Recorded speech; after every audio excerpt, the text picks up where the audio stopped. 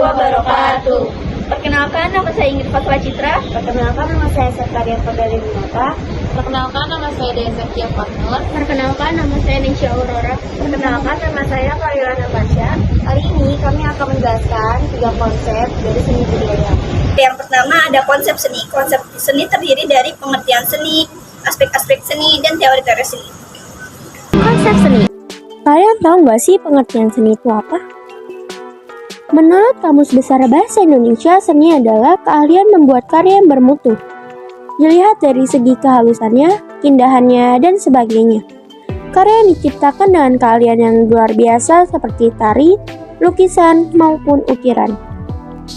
Menurut Ki Hajar Dewantara, seni merupakan perbuatan manusia yang timbul dari perasaannya yang hidup dan bersifat indah, sehingga dapat menggerakkan jiwa perasaan manusia. Jadi apa sih kesimpulannya? Kesimpulan seni itu merupakan gagasan atau ide manusia yang dituangkan untuk memenuhi rasa kreativitas manusia yang penuh makna dan keindahan. Apa aja sih aspek-aspek seni? Aspek seni itu ada 4 macam. Yang pertama ada aspek fisik. Aspek fisik dapat dikategorikan sebagai berikut. Segala bentuk yang memiliki keindahan. Terdiri dari 2 bentuk, yaitu 2 dimensi dan 3 dimensi. Yang kedua ada aspek isi, terdiri atas 3 komponen, yaitu gagasan, wujud, isi, atau arti. Yang ketiga ada aspek estetika, didasarkan pada pemahaman bahwa penglihatan manusia dalam memahami objek seni sebagai sebuah karya yang memiliki wujud estetika. Yang keempat ada aspek nilai. Menurut R.S. Tites, sebuah karya seni memenuhi 3 nilai, yaitu nilai pakai. Yang termasuk nilai pakai apa aja sih? Nilai jual atau nilai ekonomi. Yang kedua ada nilai kisah. Nilai kisah itu meliputi nilai religi atau sejarah. Terakhir ada nilai formal. Nilai desain atau keindahan yang secara fisik melekat. Teori-teori seni. Teori seni itu ada berbagai macam. Yang pertama ada teori metafisika. Teori ini mengantarkan perkembangan seni kepada aliran naturalis yang ada sejak masa Renaissance. Yang kedua ada teori psikoanalisis. Teori psikoanalisis ini menyatakan bahwa seni lahir sebagai upaya pemenuhan keinginan-keinginan alam bawah sadar manusia. Yang ketiga ada teori bentuk. Bentuk atau wujud yang dihasilkan oleh seni merupakan penggabungan suatu pencapaian dari berbagai garis, warna, volume, dan semua unsur lainnya yang menghidupkan suatu pencapaian khas berupa perasaan estetis. Teori seni 4. Teori ungkapan. Oh ya, sebelumnya ada yang udah tahu belum nih? Apa sih teori ungkapan itu? Teori ungkapan adalah teori ekspresi atau ungkapan menyatakan bahwa seni dapat dirumuskan sebagai kegiatan mengungkapkan perasaan dan kesan-kesan imajinatif penciptanya. 5. Teori organis. Menurut teori ini, karya seni adalah simbol dan nilai seninya ditentukan pula oleh kedudukannya sebagai simbol. Filsafat organis mengajarkan bahwa realitas ini, satu dan bagian dari realitas itu disebut entitas. Teori otonomi seni. Teori otonomi seni menegaskan bahwa seni tidak perlu mengabdi pada sesuatu apapun di luar dirinya, seperti pertimbangan moral, politik, sosial, dan agama. Berdasarkan teori-teori di atas, dapat dipahami bahwa konsep seni merupakan pemikiran manusia yang berasal dari ide dan gagasan yang diwujudkan dalam bentuk karya benda maupun tak benda, yang dibuat dengan prinsip kebebasan, keindahan, dan pengenalan hasrat manusia akan perasaan estetis. Yang kedua ada konsep budaya. Konsep budaya terdiri dari pengertian budaya dan unsur-unsur budaya. Selanjutnya yaitu konsep budaya. Oke, berikutnya pengertian budaya. Sebelumnya kalian udah ada yang pernah dengar belum nih? Apa sih pengertian budaya itu? Budaya berasal dari bahasa Sanskerta, yaitu budaya, sebagai bentuk jama dari budi atau akal yang kemudian diartikan sebagai hal-hal yang berkaitan dengan budi dan akal manusia. Kamus Besar Bahasa Indonesia memberikan definisi kebudayaan sebagai hal kegiatan dan penciptaan batin atau akal budi manusia seperti kepercayaan, kesenian, dan adat istiadat. Oke, selanjutnya ada unsur-unsur budaya. Unsur budaya menurut Melville Hurkowitz yaitu alat-alat teknologi, sistem ekonomi keluarga, dan kekuasaan politik.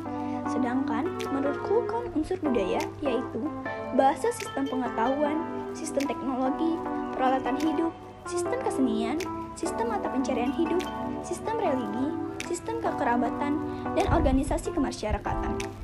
Terakhir, unsur kebudayaan universal menurut Conti-Janningrat terdiri dari peralatan dan perlengkapan hidup, mata pencarian hidup, dan sistem ekonomi, sistem kemasyarakatan, bahasa, kesenian, sistem pengetahuan, dan religi.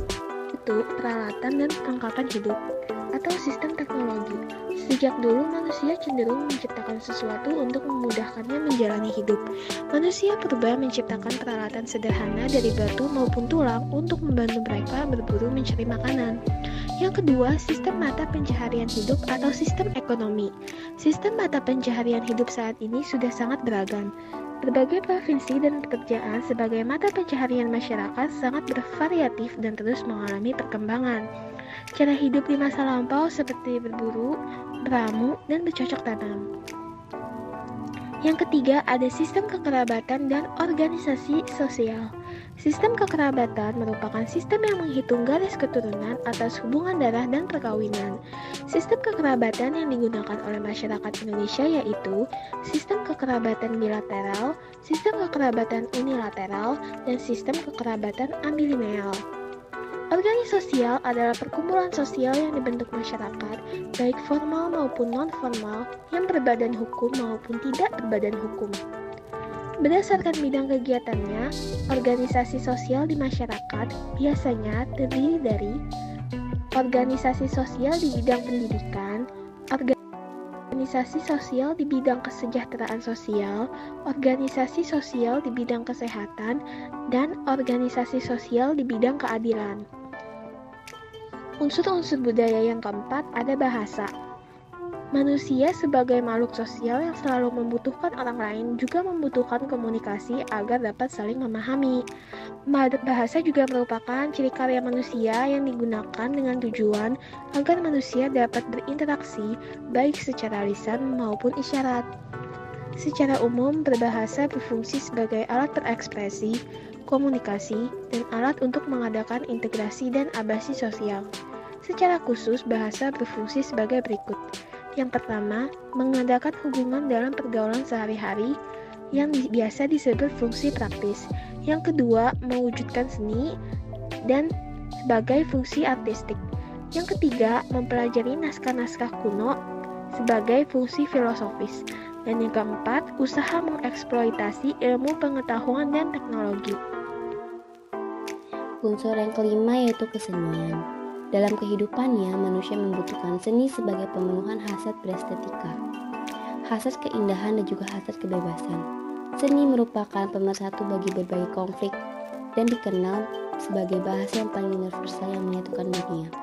Hal ini dikarenakan seni sebagai sesuatu yang bebas tidak terikat pada berbagai hal lain di luar dirinya, sehingga seni menjadi sebuah kejujuran yang menyatukan.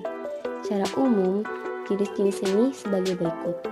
Yang pertama, seni rupa, yaitu kesenian yang dapat dinikmati secara visual atau melalui mata. Dan yang kedua, seni suara, yaitu kesenian yang dapat dinikmati melalui telinga atau didengar. Dan yang ketiga, seni drama, yaitu kesenian yang dapat dinikmati melalui mata dan telinga atau dilihat dan didengar. Drama mengandung unsur-unsur dari seni lukis, seni musik, seni sastra, dan tari. Unsur yang keenam yaitu sistem ilmu dan pengetahuan. Manusia memiliki akal dan rasa ingin tahu yang tinggi. Oleh karena itu, manusia menghadirkan pengetahuan sebagai hasil pencarian dan jawaban bagi pertanyaan-pertanyaan yang dapat diuji kebenarannya. Sebuah masyarakat tidak mungkin dapat hidup tanpa pengetahuan tentang alam sekitarnya dan juga hal yang ada di sekitarnya.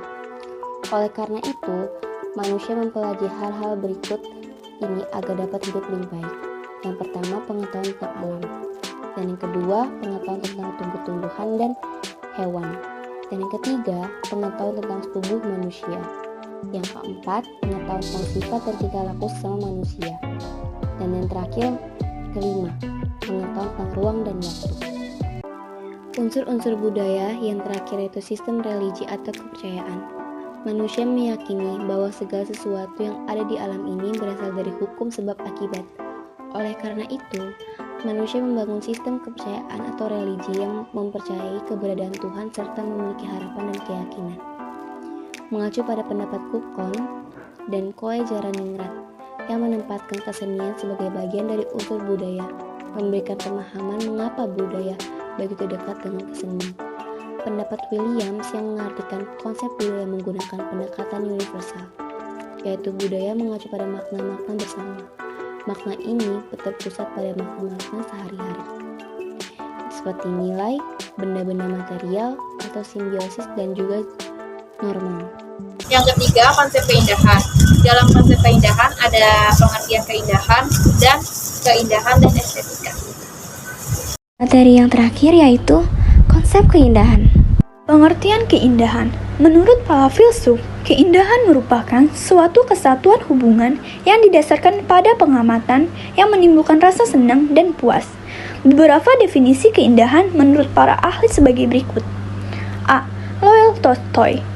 Dalam bahasa Rusia, keindahan adalah krasota, artinya sesuatu yang mendatangkan rasa senang bagi yang melihat dengan mata. Bangsa Rusia tidak dapat menyebutkan keindahan untuk musik. Yang indah hanya dapat dilihat dengan mata atau visual. Itulah sebabnya Leo Tolstoy berpendapat bahwa keindahan adalah suatu mendatangkan rasa menyenangkan bagi yang melihat. B. Alexander Baumgarten. Keindahan atau estetika menurut Baumgarten adalah kesatuan dari bagian-bagian yang saling berhubungan erat dan tersusun teratur. Oke, selanjutnya pengertian keindahan menurut Sulzer. Menurut Sulzer, sesuatu yang indah haruslah bernilai baik dan dapat memupuk rasa moral. Jika sesuatu ciptaan dinilai amoral atau tidak baik, maka ciptaan tersebut belum dapat dikatakan indah. Selanjutnya, menurut Winckelmann, pendapat Winckelmann berkebalikan dari Sulzer. Menurut Winckelmann, keindahan itu dapat terlepas sama sekali dari kebaikan. Sedangkan menurut Shaftesbury berpendapat bahwa keindahan adalah sesuatu yang memiliki proporsi harmonis. Menurut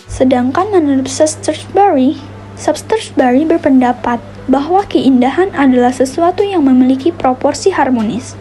Karena menurut yang proporsi harmonis tak dan dapat disamakan dengan kebaikan. Jadi, keindahan itu adalah sesuatu yang nyata dan baik. Sedangkan menurut Humo, keindahan adalah sesuatu yang dapat menyebabkan rasa senang. G. Immanuel Kant.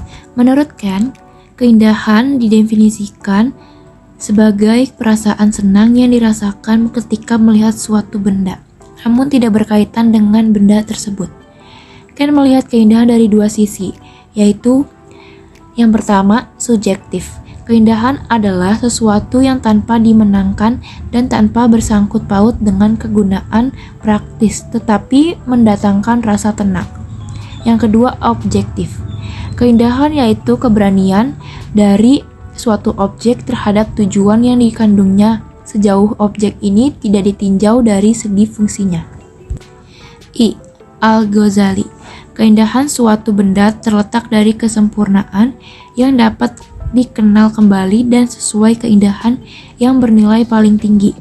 Misalnya, suatu tulisan atau karangan yang paling indah adalah karangan yang mempunyai sifat kesempurnaan yang khas bagi karangan atau tulisan, seperti keharmonisan huruf, hubungan arti yang tepat, satu sama lain, spasi yang tepat, serta susunan yang baik. Berdasarkan definisi keindahan menurut beberapa ahli di atas, dapat kita tarik garis besar pengertian keindahan secara khusus, yaitu sebuah kesan yang diperoleh berdasarkan penglihatan atau pendengaran terhadap suatu benda. Sedangkan secara luas, keindahan memiliki arti sebagai berikut. A. Keindahan jasmani dan rohani. Keindahan ini dimiliki oleh jiwa maupun raga manusia. B. Keindahan seni. Mengacu pada bentuk, wujud, maupun hasil dari sebuah karya, seni baik seni musik, tari, rupa, maupun teater yang diamati, dinikmati, serta diapresiasi. C. Keindahan alam. Keindahan ini, sebagaimana keindahan seni juga, merupakan keindahan yang dapat dinikmati oleh mata. Alam merupakan sumber keindahan. Hamparan bentang alam yang indah menjadi anugerah bagi yang melihatnya. D. Keindahan moral. Keindahan ini melihat kepribadian dan perilaku seorang individu yang memiliki tata karma yang baik, berhati baik, sehingga tersalurkan melalui pembawaan diri maupun gestur tubuh. Keindahan intelek. Keindahan ini memandang kecerdasan dan pengetahuan yang luas sebagai sesuatu yang indah. Kecerdasan juga dapat diungkapkan sebagai kecantikan yang berujung pada keindahan. Keindahan dan estetika. Estetika merupakan bagian dari ilmu filsafat. Istilah estetika baru digunakan pada abad ke-18 yang menggantikan istilah keindahan atau beauty yang berhubungan dengan hal-hal baik atau kebaikan serta secara etimologis memiliki hubungan dengan benefit yang berarti berguna atau memiliki kegunaan. Keindahan secara umum dipandang sebagai sesuatu yang menunjukkan kenaikan dan kepatutan. Maka keindahan dalam estetika menunjuk pada pengalaman estetik seseorang dari apa yang ada di sekitarnya, berupa kerja-kerja indera penglihatan, pendengaran, dan rasa yang mengarah pada keindahan. Orang yang menikmati keindahan disebut estete, sementara ahli keindahan disebut estetisian. Keindahan dan kebudayaan. Kebudayaan sangat erat kaitannya dengan keindahan. Hasil cipta karya manusia yang memiliki keindahan baik nilai maupun wujud merupakan bagian dari kebudayaan. Kebudayaan sebagai kekayaan kelompok manusia memiliki unsur seni dan juga kehidupan. Beragam bentuk kebudayaan seperti tari, musik, peran, maupun upacara tertentu menunjukkan sesuatu secara visual dan dimaknai secara mendalam makna yang hadir di baliknya. Sekian video penjelasan tentang 3 konsep seni budaya dari kelompok kami. Assalamualaikum warahmatullahi wabarakatuh.